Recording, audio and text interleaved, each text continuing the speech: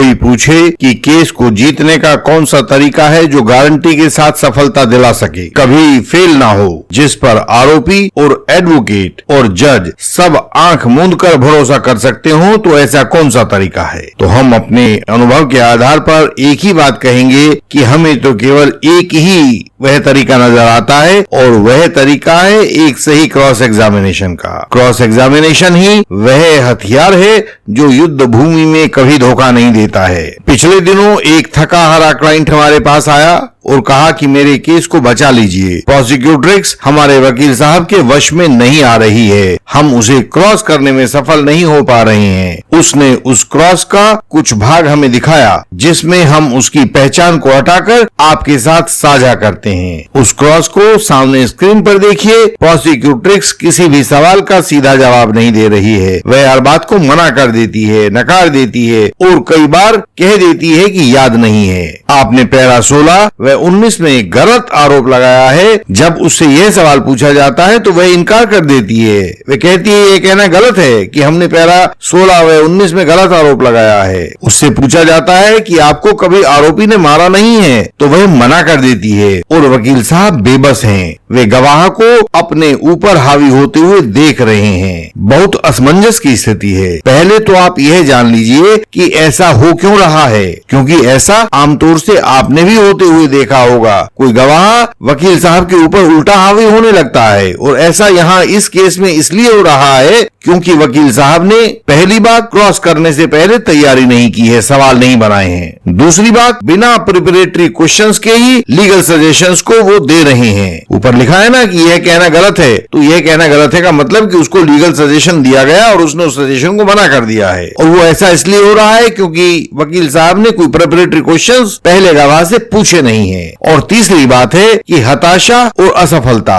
इसके कारण वकील साहब अंडर प्रेशर हो चुके हैं, उनके सवालों का स्तर घटता चला जा रहा है। यह 95% एडवोकेट्स का हाल है। आज हम फॉल्स एलिगेशन वॉरियर्स को और यंग एडवोकेट कलीग्स को यह बताएंगे कि क्या किया जाए ताकि कोर्ट में गवाह के सामने इस तरह आपको लाचार ना होना पड़े। जो मौका मिला है उसका फायदा उठा सके, वरना तो सारी उम्र पछताना पड़ेगा कि हम अपने क्रॉस में कुछ भी ना कर पाए थे। हमारी हर एक वीडियो में आपको झूठे अपराधों से बचने के तरीके और कानून की सही जानकारियां मिलती हैं। ये वीडियोस आपको बचाव के सब नियमों से अवगत कराती हैं। आप अपने सत्य क्लेम को हमारी सहायता से आगे बढ़ा सकते हैं, विजय प्राप्त कर सकते हैं। आप इस वीडियो को लाइक करें, शेयर करें और चैनल को सब्सक्राइब करें। साथ दिए गए बेल आइकन को प्रेस करें ताकि नई वीडियोस आपसे मिस ना हो जाएं। हम इसे एक उदाहरण के द्वारा आपको समझाते हैं। ऊपर सवाल नंबर 3 में आया है, उसमें कहा गया है, आपने पढ़ा होगा, it is wrong to suggest that my in laws never pour kerosene oil upon me और try to put me on fire. यह कहना गलत है कि मेरे इन लॉज, मेरे सास ससुर ने कभी मेरे ऊपर केरोसिन तेल नहीं छिड़का और कभी मेरे ऊपर आग लगाने की कोशिश नहीं की। जब कोर्ट इस सवाल को पढ़ेगा तो वह ऐसा ग्रहण करेगा कि सास ससुर ने गवाह के ऊपर मिट्टी की तेल छिड़क कर आग लगाने की कोशिश की है, तो हमारा ही क्रॉस हमें ही फांसी पर चढ़वाने का जरिया बन जाएगा, और वो इस क्रॉस में बन भी रहा है। इसीलिए वह क्लाइंट दौड़ता भागता हमारे पास आया कि देखिए बचाइए हमें, क्योंकि यह गवाह तो बस में नहीं आ पा रही है। तो इस गवाह से कैसे सवाल पूछें, हम आपको इसका उदाहरण देकर समझाते हैं। इसके लिए पहले प्रिपरेटरी क्वेश्चंस पूछने होंगे और उसके बाद इसको लीगल सजेशन दिया जाएगा। देखिए हमने सवाल आपके लिए तैयार किए हैं, सुनिएगा। सवाल, क्या जांच के दौरान आपने कभी पुलिस आईओ को वह डे, डेट एंड टाइम या प्लेस बताया है जब और जहां यह तेल छिड़कने और आग लगाने का आरोप लगाया गया है? जवाब, गवाह को इसका उत्तर ना में ही देना पड़ेगा, क्योंकि पूरी चार्जशीट में कहीं उसका ऐसा कोई बयान नहीं है। लेकिन यदि फिर भी कोई ढीठ गवाह हो तो और कहे कि हाँ कहा था, तो उसको कन्फ्रंट किया जाए। गवाह 2-4 बार कन्फ्रंट हो जाए तो उसकी विश्वसनीयता बहुत घट जाती है। अगला सवाल उससे पूछना चाहिए था, क्या जांच के दौरान, माने इन्वेस्टिगेशन के दौरान, आपने कभी पुलिस आईओ को यह बताया था कि तेल छिड़कने और आग लगने की इस आरोपित घटना के बाद आपने 100 नंबर पर कॉल किया था, पुलिस को बुलाया था? गवाह को इसका उत्तर भी ना में ही देना पड़ेगा, क्योंकि पूरी चार्जशीट में कहीं उसका ऐसा कोई बयान नहीं है। अगला सवाल होगा, क्या जांच के दौरान आपने कभी पुलिस आईओ को यह बताया था कि तेल छिड़कने और आग लगाने की इस आरोपित घटना के बाद आपने अपने माता पिता को, दोस्त सहेली को,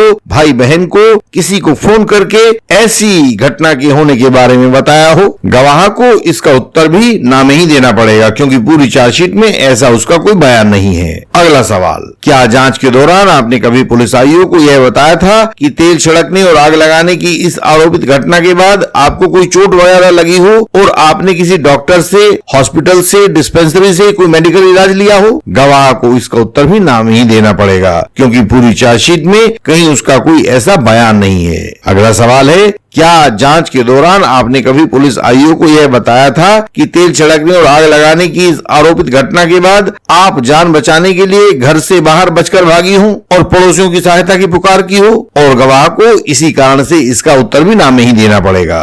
अब यहाँ तक आते आते आपने इस गवाह को चारों तरफ से घेर लिया है। जैसे शिकार के समय एक हिरण बचकर भागना चाहता है, हर रास्ते से भागना चाहता है, और शिकारी शेर अपने सहयोगियों को उसके हर एक पॉसिबल एग्जिट पॉइंट के ऊपर खड़ा कर देता है, वह उसको भागने नहीं देता है। तो जैसे ही शेर मिलकर अपने शिकार के रास्तों को बंद करता है, वैसे ही एडवोकेट के सवालों ने अपने गवाह के भागने के रास्तों को बंद कर दिया है। अब इसे लीगल सजेशन दे दीजिए और उन लीगल सजेशंस का चाहे ये कुछ जवाब दे दे, वे आपके पक्ष में ही पढ़े जाएंगे, क्योंकि आपने उनकी बैकग्राउंड को क्लियर कर दिया है। अब इसको लीगल सजेशंस दे दीजिए, लेकिन वो भी हम अपने स्टाइल में देंगे, जैसा कि हम आमतौर से करते हैं। देखिए, हम लीगल सजेशन दे रहे हैं। मेरा कहना है कि आपका तेल छिड़कने और आग लगाने की कोशिश का आरोप झूठा है, इसलिए आप इस घटना का कोई डे, डेट, टाइम या प्लेस नहीं बता पा रही हैं। वह गवाह इसका कुछ भी जवाब दे दे, कोर्ट के सामने स्थिति पहले ही स्पष्ट हो चुकी है और वह हमेशा आपके फेवर में पढ़ा जाएगा।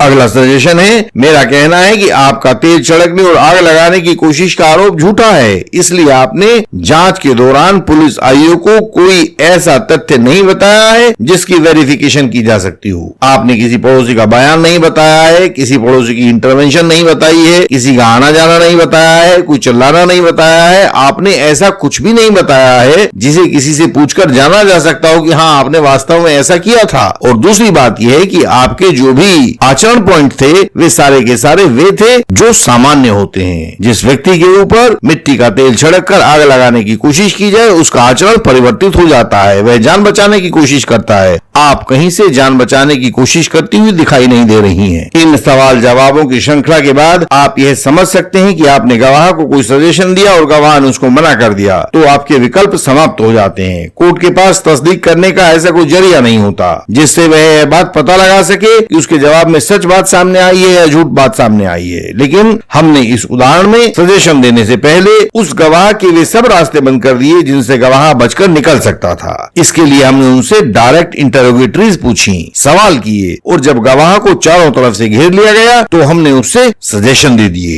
कोर्ट में जब भी हमारे सजेशन पढ़े जाएंगे तो उसके पास वह सारी सूचना होगी कि इसने मिट्टी का तेल छिड़कने और आग लगाने की कोशिश के हालात में भी न तो पुलिस कॉल की, न शोर मचाया, न पड़ोसियों को सुना, और न ही इसकी किसी चोट वगैरह का कोई मेडिकल ट्रीटमेंट हुआ। जो भी सामान्यतः ऐसी परिस्थितियों में होता है, वैसा कुछ भी यहाँ नहीं हुआ। तो वैसा कुछ ना होने का एक ही मतलब है कि तेल छिड़कने और आग लगाने की कोशिश के हालात भी नहीं हुए होंगे। तो हमारे सजेशन को वह सही गलत कुछ भी कह ले, कोर्ट तक हमारी बात पहुंच ही चुकी होगी। यही क्रॉस का अर्थ भी होता है कि वह कोर्ट को दूध का दूध और पानी का पानी करके दिखा दे। तो आप फिर वही सवाल पूछेंगे कि आपको ऐसा क्रॉस कैसे मिलेगा कि कोर्ट तक आपकी बेगुनाही की खबर पहुंच जाए। हम है ना, हम करेंगे ये सब आपके लिए। एक सही व सच्चा क्रॉस एक कला है जो ऐसे ही नहीं आ जाती है, इसके लिए वर्षों की साधना करनी पड़ती है। हम आपको आपका क्रॉस तैयार करके दे सकते हैं, बस आपको करना यह होगा कि अपना अनुरोध हमें कम से कम अपनी सुनवाई की तारीख से 2 सप्ताह पहले भेज दें। फिर आप देखिए कैसे हमारा क्रॉस आपके हिरण जैसे झूठे गवाहों को घेरकर सत्य के शेर के सामने उनका शिकार कर देता है, आपकी विजय को सुनिश्चित करता है।